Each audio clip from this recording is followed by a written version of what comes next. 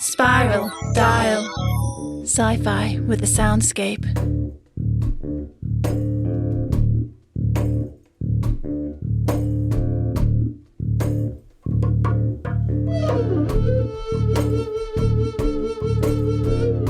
She woke back in her bedroom with the taste of fresh blood in her mouth. Throwing the sheets aside, she ran into the bathroom and stood naked in front of the mirror. No blood, no trace of what had happened. How had she got back to her room? She started to hyperventilate. Her vision had begun to black over when she heard a faint scratching noise at the door, a piteous, faint meow, which brought her back to herself. She opened it a crack. It was Finn, Archie's rescue cat. Glancing left and right to make sure there was no one around, she picked the animal up and brought him inside. He was quite inconsolable, yowling and pacing from side to side. It must be true, she thought. Archie must be dead. She sat down heavily on the bed and cried for the first time in years. The tears, once started, would not stop flowing. She felt a comforting warmth against her side and realised that Finn was sitting next to her, purring loudly. She slowly stroked him and immediately felt a little better. Perhaps none of this was real, and she would soon wake up in her own bed, back at the base of the monster hangover. Had she known cats were this powerful, she would have become a cat person much sooner. No wonder the ancient Egyptians had worshipped them. Touching real, warm fur made the horrors of the human sacrifice seem distant and improbable. If she had been drenched in blood, after all, there would surely be a trace of it in the room with her. She could see the clothes she had been wearing folded neatly on top of her desk. Checking her necklace, she saw that it was 9 o'clock in the evening. Surely the concert would be on by now, and yet the ship was silent. That was strange. A bad dream and a night off did not a human sacrifice make, though. They could probably do with a night off performing. Perhaps she had inadvertently absorbed some of the previous night's cocktail and was suffering the consequences. She felt eyes on her and realised that Finn was staring up at her adoringly. He really was a gorgeous cat. She would have to look after him until Archie came looking for him, which left her with a rather pressing problem. Where did one find cat food at this time of night? She slipped off the necklace, not wanting any sudden interruptions. She would have to forage for tuna, or whatever it was that cats ate. Only moments earlier, she had thought that nothing short of impending death would have convinced her to return to the dining hall, yet all it had taken was a hungry cat. Tiptoeing down the stairs, she found the dining hall deathly quiet, clean, orderly, and already laid out for breakfast. She grabbed a large plateful of the most fish-like foods she could find, together with a large bowl of water, and ran back up to her room. Lying on her bed watching Finn eat, she considered what she had seen. It would have been simply impossible for the ship's crew to clean up the remnants of 3 corpses so swiftly, not to mention the damage to the floor and ceiling. There was only one possibility left. She was going mad. She contemplated this with equanimity. After a life like hers, it was a matter of when, not if, insanity followed. In any case, there was very little she could do except sit back and enjoy the ride. When her watch alerted her to an early morning meeting with the captain, she was almost relieved. This would be her reckoning. A chance to ask questions, a chance to be questioned. She ensured she was neatly presented, polishing her shoes and combing her hair. Standing outside the wooden doors of the captain's office, she no longer felt drawn to immerse herself in the beauty of their pattern. Instead, she held herself back, alert and prepared to act. The door slid open smoothly. The room was unrecognisable. In fact, it could scarcely be described as an office at all. It was pitch black, lit with glowing red tubes which adorned the upper corners of the room.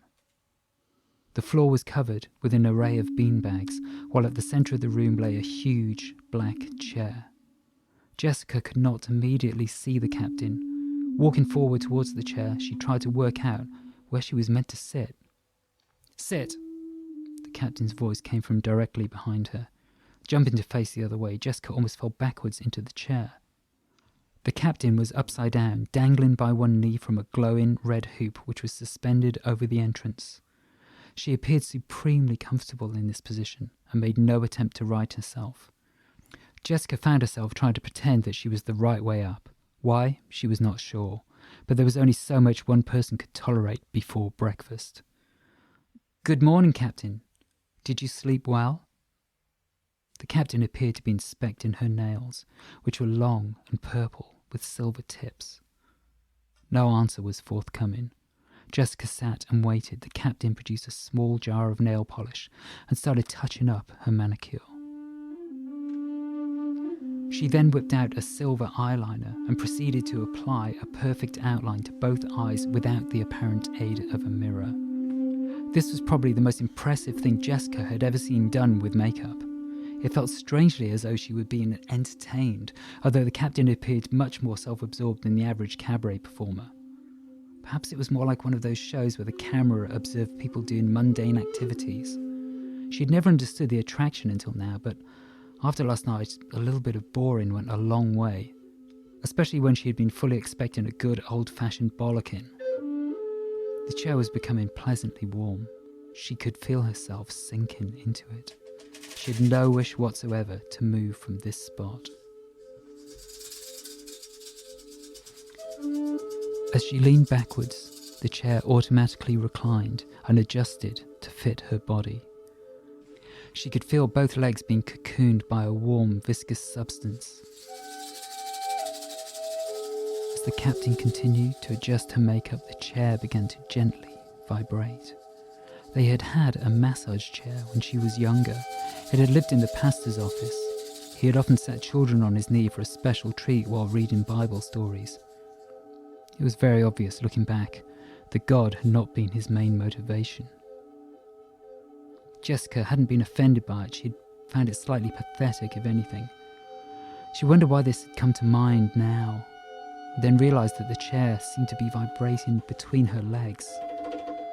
She felt small movements stretching and pulling her buttocks apart, applying a subtle pressure. She found herself inexplicably aroused and was disgusted at the very thought of such a thing. Maybe this was how the pastor had felt about the children, she thought, and gave herself an internal slap around the face.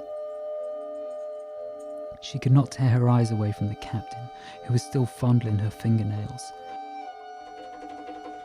She looked up, and her gaze met Jessica's for the first time. Deliberately, she raised one fingernail and Jessica felt the chair apply slightly more pressure to her clitoris.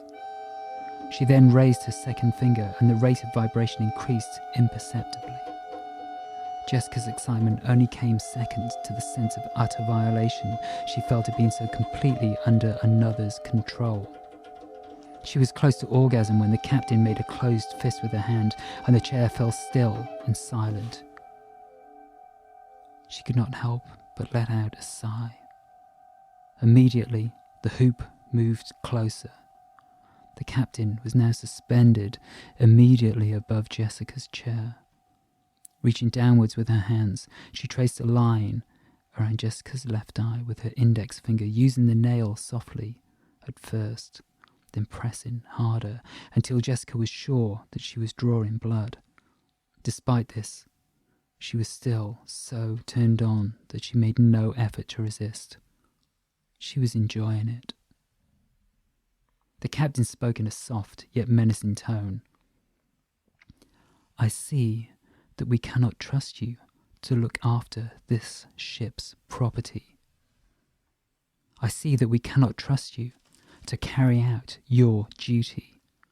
I see that you are weak, easily distracted by matters of the flesh. Do you have anything to say for yourself?" Jessica was speechless. She felt drawn to kiss the captain on the lips, but was unable to lift her head to do so, although less than 0.5 centimetre's distance now separated them. I can see that you are a woman of many talents. I will take over your duties as ship's doctor from this day forward. You are being demoted to chief nursing officer. You will find, I think, that the duties are much more suited to your abilities. Clicking her fingers, the captain folded herself over the loop as it was drawn upwards towards the ceiling. As she did so, the chair snapped back upright, releasing Jessica from its embrace, and the doors slid open. She drifted out of the room. Despite having been dismissed, she was still incredibly turned on, so much so that her first instinct was try to return to the room, attempting to prise the wooden doors open, but she was not able to budge them. As her mind cleared, she started to process what had just happened. Had she just been fired? She'd never in her life been fired before. A sense of outrage, of injustice started to surface. She had just lost her job, or been actively molested, albeit by some kind of machine, and she had not lifted so much as a finger to defend herself. Not only that, but she had enjoyed it. She had loved every second of it.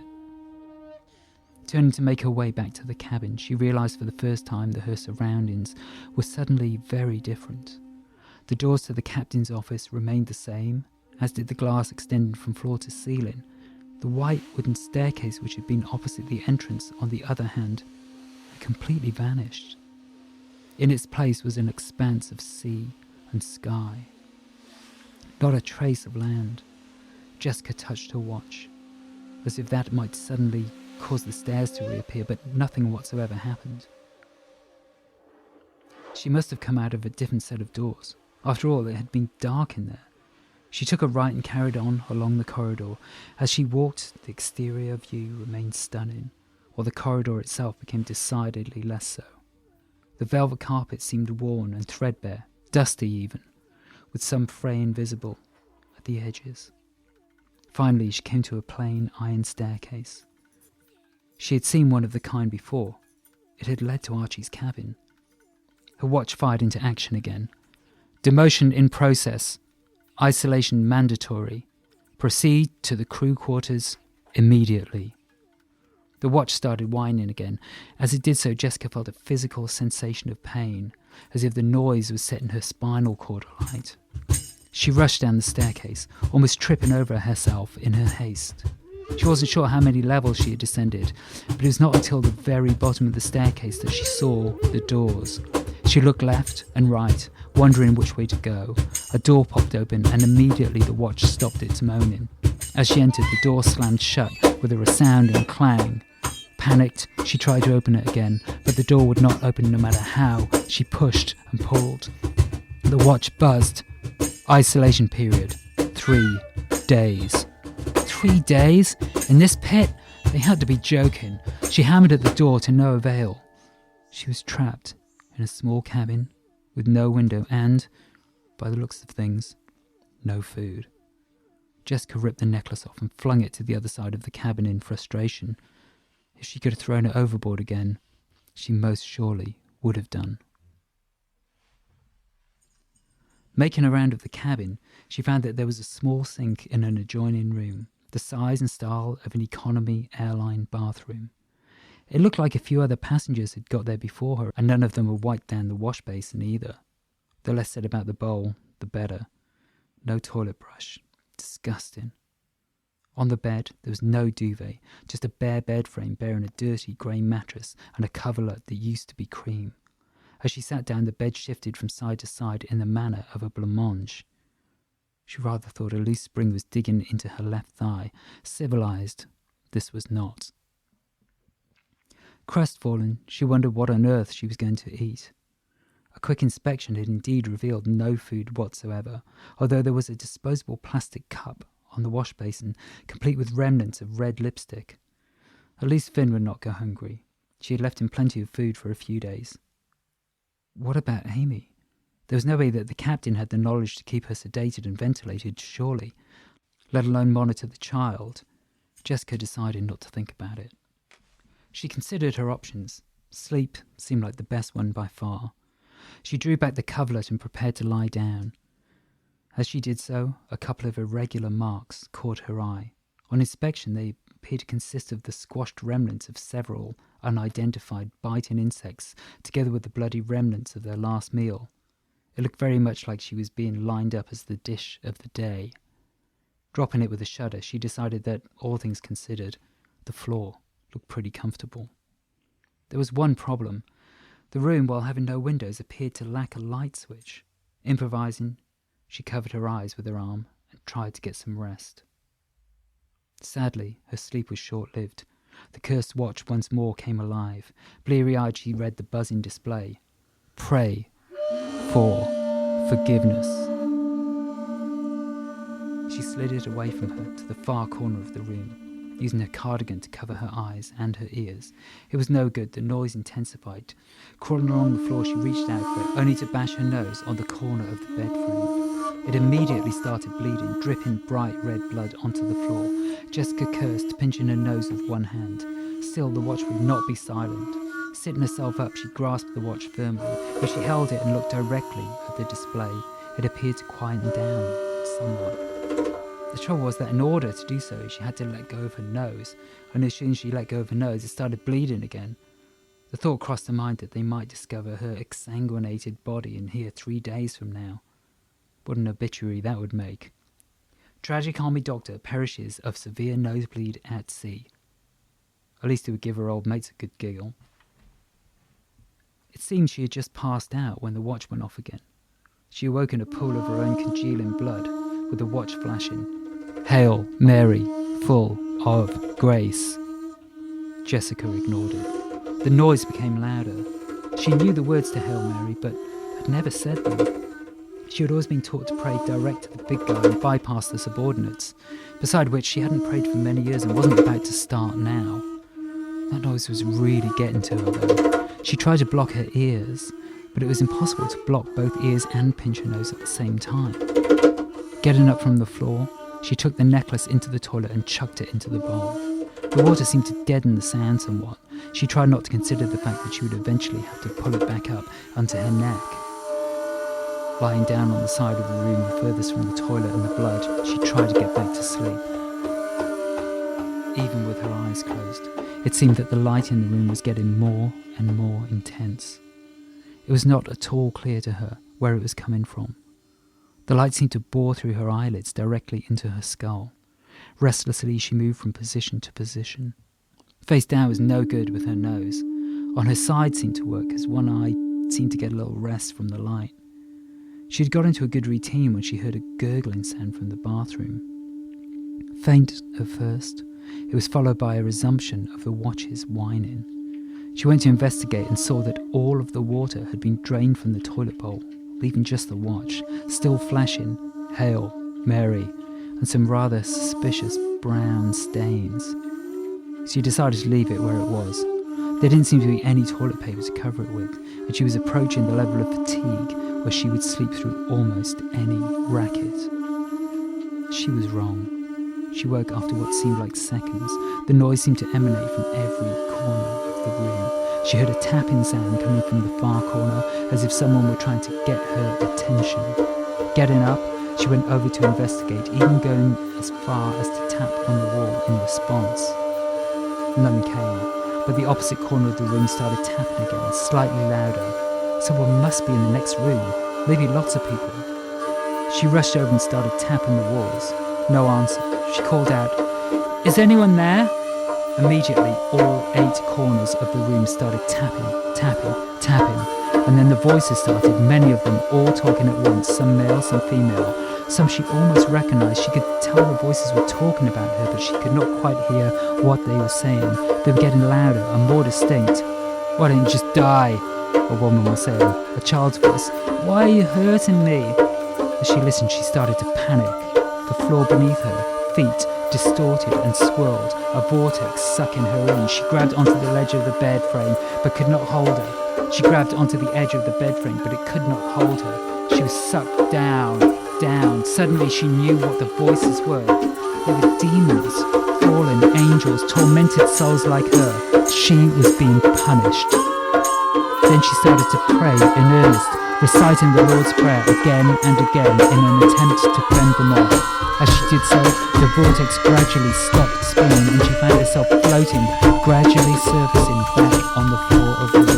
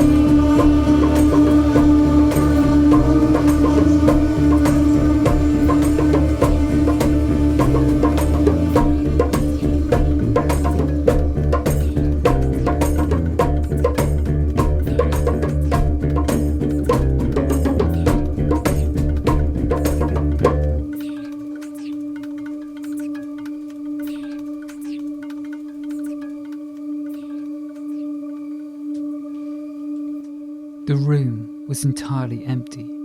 She knew she needed to cast the demons out to purify herself. Rushing into the bathroom, she turned on the tap and started to drink. If she drank enough water, she would be cleansed of this madness.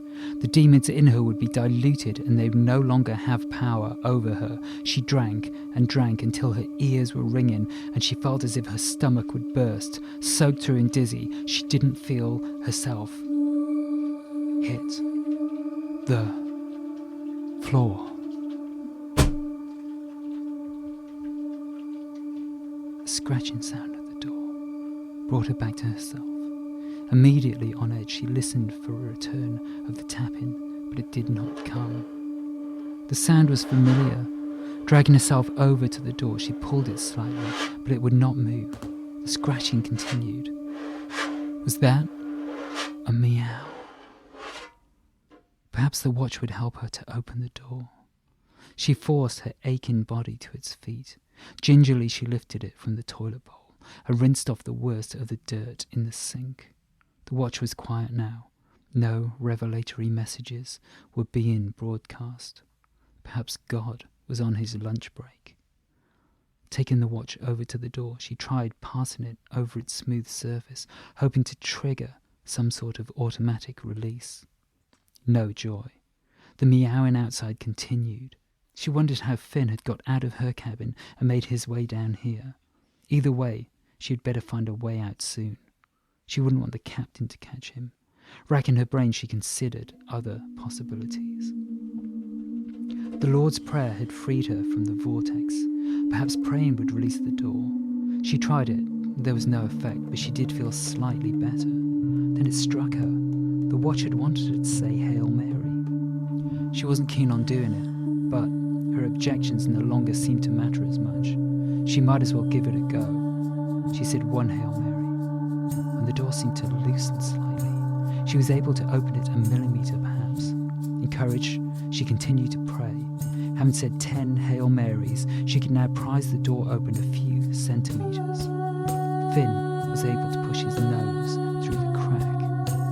He started purring loudly. She started praying faster than she had ever thought possible, and soon the door was open enough for the cat to come inside. He was delighted to see her despite her sorry state and immediately curled himself up on her lap. She started to feel almost human again. Something seemed to click into place in her brain. She had just opened her mouth to start the next batch of Hail Marys when the door sprang wide open of its own accord. Peeking out of the cabin, she saw a stream of people heading towards the end of the corridor. The ground had started to hum. The watch flashed once more. Go to the concert hall. Mandatory performance starting.